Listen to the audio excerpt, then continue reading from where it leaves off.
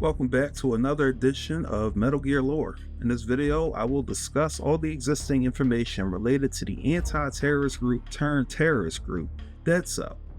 This particular group of Metal Gear villains are featured in Metal Gear Solid 2 Sons of Liberty.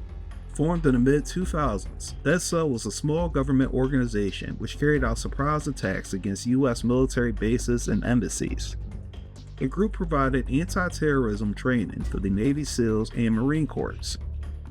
Dead Cell consisted of around 5 to 7 members throughout its existence.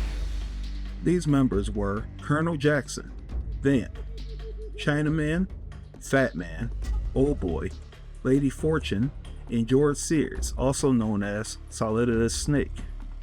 Dead Cell was largely inspired by the real-world U.S. Navy counter-terrorist group Red Cell, established by former SEAL Team 6 commander Richard Marcinko. Red Cell was established in 1984 to test the security vulnerabilities of high-security military installations, ships, and nuclear submarines. Just like their real-world counterpart, Dead Cell was to stage surprise attacks on military bases, embassies, and consulates in order to test and harden the operational readiness of the Navy SEALs and Marine Corps.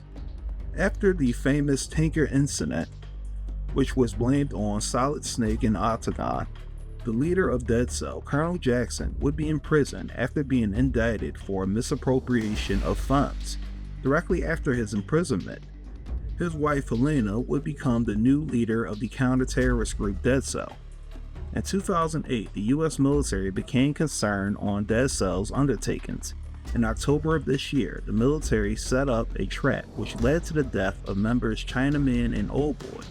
On April 29, 2009, Dead Cell decided to join Solidus Snake and the Sons of Liberty terrorist group during the Big Shell takeover. Working together, the groups would steal the mobile weapon known as Arsenal Gear, along with its payload of nuclear weapons to seek revenge on the Patriots. Supposedly, this shadow group were the ones who set up Colonel Jackson, along with orchestrating the deaths of Chinaman and Old Boy. I will tell you now that the story of Metal Gear Solid 2 Sons of Liberty is a little convoluted, but at its core, the entire mission in which we play as Raiden is a part of the larger S3 plan, an almost recreation of the Shadow Moses incident of Metal Gear Solid. Dead Cell was chosen to play the role of Foxhound. Following the destruction of Arsenal Gear, Dead Cell, except for Vamp, would be killed. Regardless of which Metal Gear character you discuss, they all share a similarity. While many characters are equipped with superpowers and supernatural abilities right out of a Stephen King novel, these abilities and powers came at a loss. That loss typically happens in the form of a traumatic event, personal tragedy, or a period of immense and insufferable pain. To start off, let's explore Dead Cell's most enduring member, literally and figuratively.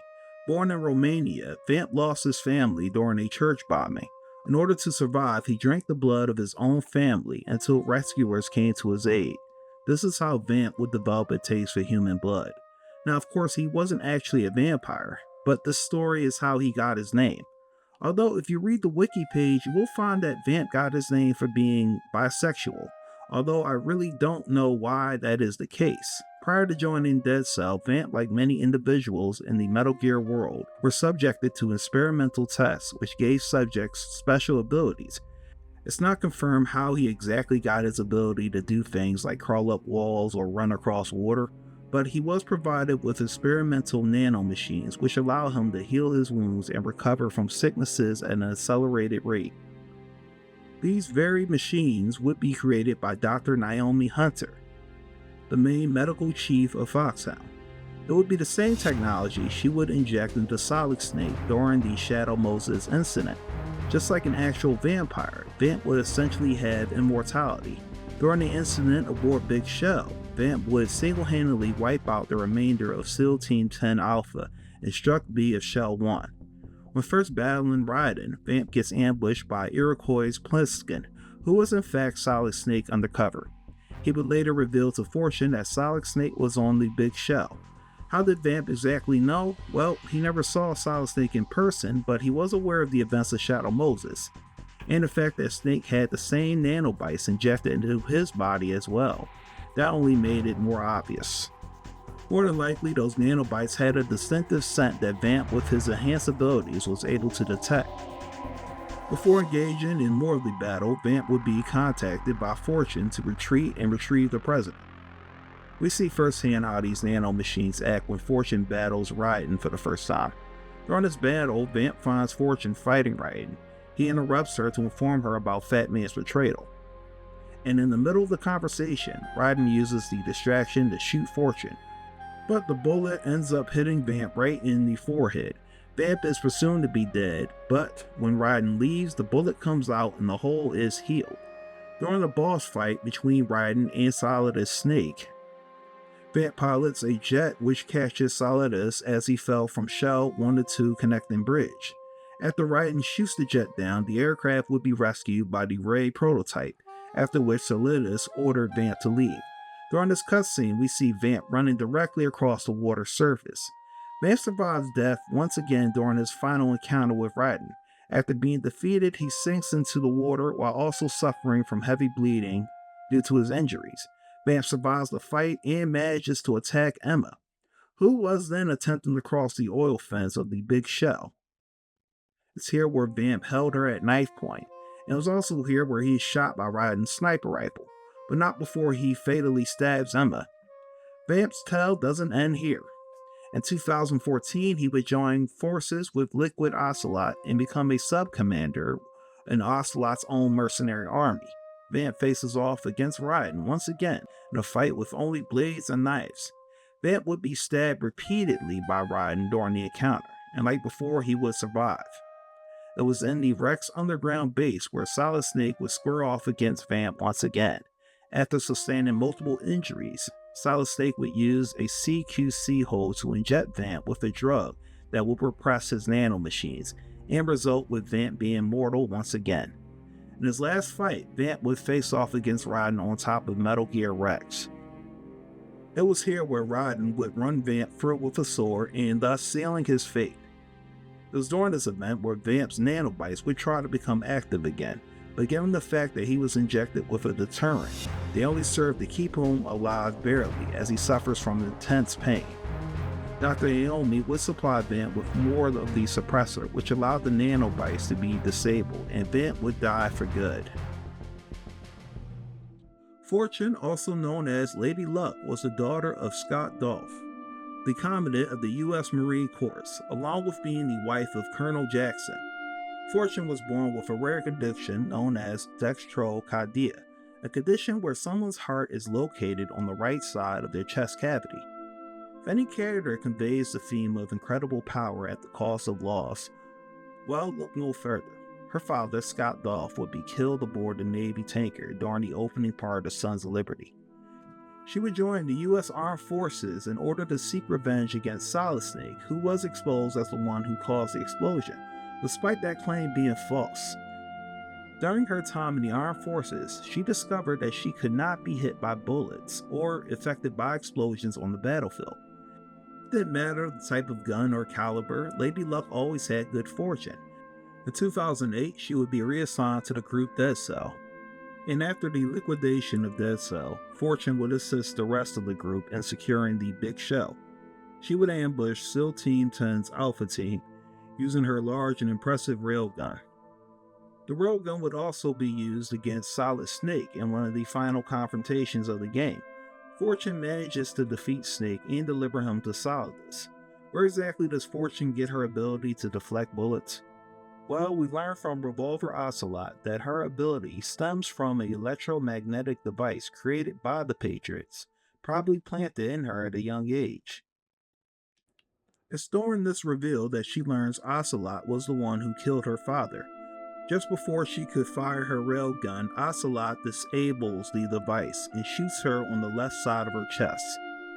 But due to her condition where her heart is on the right side and not the left, she was able to survive the wound long enough to deal 2 retaliatory blows. But these shots were deflected since Ocelot had the very same device she used to protect herself over the years. Just before dying, Fortune was able to deflect Metal Gear Ray's missiles, and in the process save Snake and Raiden and Solidus before the missiles could strike. And it's here we learn that Fortune did in fact have some powers, as limited as they were. Still enough to make an impact without having to use a device. Known as the Emperor of Explosives, Fatman is the demolition expert of Dead Cell. His name derives from the name of the atomic bomb used to destroy the city of Nagasaki in World War II. At a young age, Fatman had developed an interest for anything mechanical. He would spend hours as a child watching his father toil away in his clock store, finishing and refurbishing different clocks. How this translated into an interest in bomb making is unknown, but regardless, at the age of 10, he actually built his own atomic bomb, thanks to a guidebook he found on the internet. This accomplishment won him national recognition, which helped launch his career in bomb making.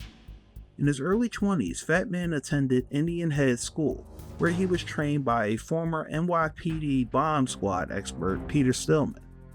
It was here where Fatman would hone his craft and would receive high marks on the art of bomb making and defusing. While Peter Stillman intended to pass his knowledge down to Fatman in the hopes that Fatman would use his abilities to help others, Fatman rejected the rules and grew to dislike Stillman. After graduating Indian Head, Fatman went on to work for the Nuclear Emergency Support Team, also known as NES, a group whose job it was to respond to any type of radiological accident. This group formed in 1974. Due to this mad behavior, Fatman would lose his job. In 2007, Fatman would join Dead Cell as their bomb expert. His bombs would be used to simulate terrorist attacks that helped train the military on how to respond. After the deaths of Old Boy and Chinaman, Fatman did not feel any remorse. In fact, he never had any loyalty to Dead Cell or the US government. During the events of Sons of Liberty, we see Fatman's bomb skills outmatch the wit of his old mentor Peter Stillman. The Emperor of Explosives had outsmarted Stillman by planting smaller bombs as decoys for larger, undetectable ones. Additionally, Fatman would program a larger C4 bombs to activate directly after those bombs were deactivated. While Raiden was able to disarm one of the two bombs, the other would explode as planned. This resulted in the damaging of the big shell struts and the flooding of the second central core. In this explosion, Stillman would lose his life. In his final battle against Raiden, Fatman is defeated. Before dying, he activated a remote detonator that activated yet another bomb, this time under his own body, which Raiden would deactivate. Later on, Revolver Ocelot would reveal that Fatman was an agent of the Patriots, designed to test Raiden's abilities as part of the S3 plan. Not only did he succeed in the Patriots' expectations, but also succeeded in taking out his former mentor. There isn't a lot known about the deceased members of Dead Cell, Old Boy and Chinaman, but nonetheless they are still important to the events of Sons of Liberty and the Metal Gear timeline, as their deaths would serve as motivation for the other Dead Cell members to go rogue. Well, except Fatman. Old Boy was a former colonel in the German Defense Force during World War II. After the war, he would go on to mentor several world-renowned soldiers and mercenaries, such as Big Boss himself. He would join Dead Cell at the age of 100 years old. It's alleged in Kojima's diary that Old Boy was immortal as a result of possessing a mutual teloseme enzyme which worked to halt human aging. Chinaman was a close-quarters battle expert and mystic who, like Old Boy, would die just months before the events of Sons of Liberty. At a very young age, he was abducted and sold by a black market adoption agency where he was purchased by an American buyer. He would spend most of his youth living in New York City with his foster family. It was here where he was subjected to discrimination and anti-Asian attacks. He would later run away from his foster parents' home and began living in the city's Chinatown district. In his adult years, he would become a Navy SEAL swimmer and an expert in Kung Fu and Shoo Kung.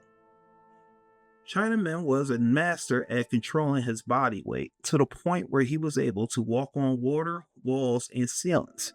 As a swimmer, he would hold the world record for the longest time spent underwater by a single person. Both of these characters were originally going to be in Sons of Liberty, but they were cut at the last minute. While they are dead, they still remain characters in the game's script. This could have been due to just simple limitations budget-wise, but I think that their deaths acted as the motivations for Dead Cell to seek revenge against the US government, or at least to become a rogue element. The last member of Dead Cell I will discuss is the lead antagonist of the Sons of Liberty video game. This is Solidus Snake. Solidus Snake was the third son of Big Boss, created as part of the Lease and Fence Terrible project in 1972. This project's initial phase produced genetically diverse twin clones, being Liquid Snake and Solid Snake, with Solidus being the third and serving as the perfect balance between the inferior and superior traits. Unlike his clone brothers, Solidus suffered from advanced aging. Despite being the third clone, and technically the youngest, he appears to be older than both Liquid and Solid. In his teen years, the very young George Sears would participate in a civil war in Liberia.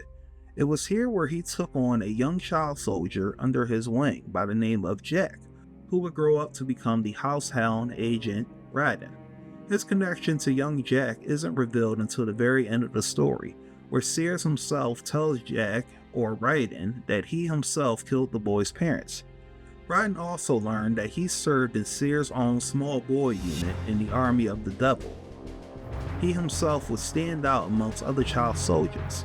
After the Civil War, Sears joined the CIA paramilitary, where he allowed Jack to be injected with a substance that would alter Jack's DNA, make him a bigger threat on the battlefield. In the early 2000s, George Sears would become the 43rd President of the United States after being appointed by the Patriots. While he was in office, he would create Dead Cell and focus on nuclear disarmament and anti-eugenic policies. In 2005, he entered negotiations with Russia regarding the lowering of nuclear stockpiles held by the nation. It was during this time when Sears would orchestrate the Shadow Moses incident. Sears would order his agent to persuade Foxhound squad leaders Liquid Snake to hijack Metal Gear Rex to get his hands on Rex and the experimental warhead attached to it.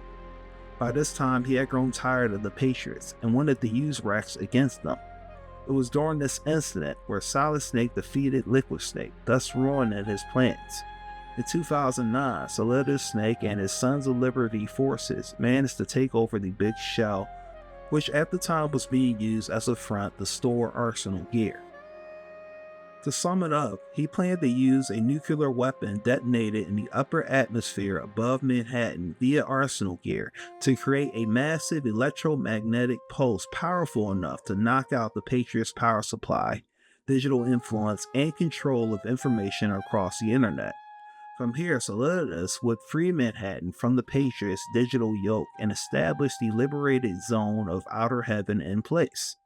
Meanwhile, he would have given Arsenal gear to Dead Cell leader Fortune to draw the Patriots' attention, whilst Solidus would hunt the Patriots' 12 individuals down to kill off each member one by one. Okay, so actually that plan was pretty extensive, but it was largely outdone by the GW AI corruption and the actions of Revolver Ocelot. Before Solidus could use the GW, Emma Emmerich, also known as EE, would upload a computer worm into the system. This would cripple GW's database and corrupt AI's database when Solidus tried to control Arsenal gear. Ocelot's deception of Solidus was also integral in foiling the plan. As the entire time, Ocelot had been working as a secret agent for the Patriots. Prior to the last boss fight of the game, Ocelot uses Metal Gear Arsenal to fire missiles to kill Solidus. But thanks to Lady Fortune's untapped psychic abilities, she would redirect the missiles away. Solidus Snake's final battle would occur right after Arsenal gear crashes onto the rooftop of Federal Hall. Just before this battle, Solidus revealed that he needed to kill Raiden in order to get the final lead on the Patriots' identities, which lied inside the nanomachines within Raiden's brain. Solidus would be defeated by Raiden and technically die underneath the statue of George Washington. The body of Solidus Snake would be used as spare parts for his own father, Big Boss's transplant surgery. Life support equipment would be used to maintain Solidus' metabolic processes. While he was technically brain dead, he was still kept somewhat alive. In 2014, Solidus' body would be used as a decoy for the Patriots. Liquid Ocelot would use Solidus' DNA to tap into a SOP system in Eastern Europe. The bodies would eventually be tossed into a burning boat by Vamp when his body became useless. That concludes this overview of all existing knowledge of Dead Cell. If you think I missed any important details or any trivial ones, post them in the comments for me. And also, please provide any suggestions for future lore videos on the Metal Gear series.